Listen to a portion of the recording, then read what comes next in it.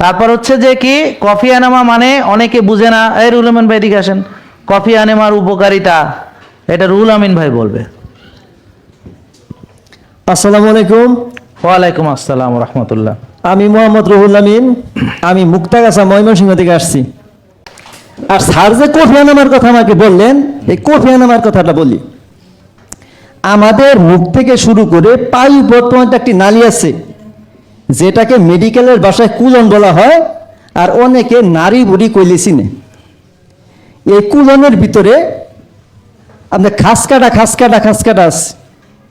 এই জায়গার ভিতরে আমাদের যে মলগুলো আছে ওই জায়গায় কিন্তু জমে যায়, জমে গিয়ে ওই জায়গা ছিদ্র হয়, এটাকে লিকি গার্ড বলে। এটা কিভাবে বুঝবেন? অ্যালার্জি, দীর্ঘদিন অ্যালার্জি, ওষুধ খাচ্ছেন ভালো হচ্ছে না, হতাশা, দুশ্চিন্তা, অস্থিরতা, অস্বস্তি, ডায়াবেটিস কমতেছে না, হাই প্রেশার কমতেছে না।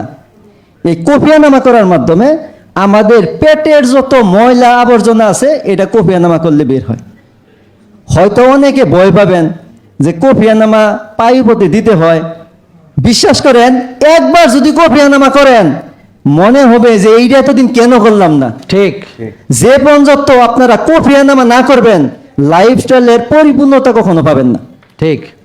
আমাদের লিভারকেও ডিটক্স করে, বুঝতে পারছেন? এটা আরো উপকারিতা আছে। যাই হোক, আর একটা যেটা বললেন যে নলটা, এখানে আমরা ইসোফেগাস বলি, হ্যাঁ, তারপরে স্টোমাক, তারপর duodenum, small intestine, large intestine. তো এটা না বললে আবার কেউ দেখছো নি কি কইলো। হ্যাঁ, তো গাটটা হচ্ছে নিচের দিকে থাকে, যেমন আমার কোলন থাকে, ascending colon, transverse colon, descending colon, তারপর হচ্ছে রেকটাম, এটা। তো এখন আমাদের লার্জ গাট এবং হচ্ছে তো কফি এনামা অ্যাকচুয়ালি লার্জ গাটের জন্য, স্মল ইন্টেস্টাইনের জন্য, লার্জ গাটগুলোতে লার্জ গাটের জন্য। হ্যাঁ, ঠিক আছে।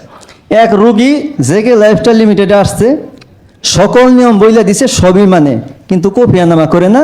আর আমারে মোবাইল করে কয়, ডাক্তার আমার তো ডায়াবেটিস ভালো হইতেছে না, যেইটা কই ওইটাই করে, যেইটা কই ওইটাই করি।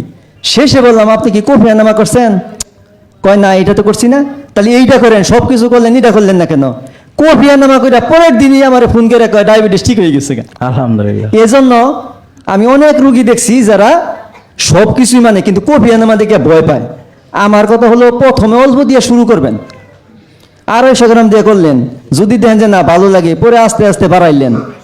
তবে কফি এনামা না করলে আপনাদের পরিপূর্ণতা কখনো আসবে না।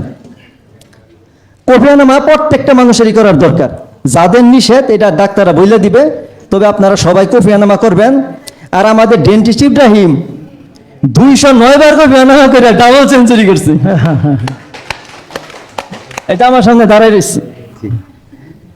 তারপর আমাদের এই যে ন্যাচারোপ্যাথি আর একজন ডাক্তার আছে রায়হান, তিনি তো প্রত্যেকটা রুগী কফি এনামা করার পরামর্শ দেন। কফি এনামা না করলে আপনি কখনো সুস্থ হবেন না।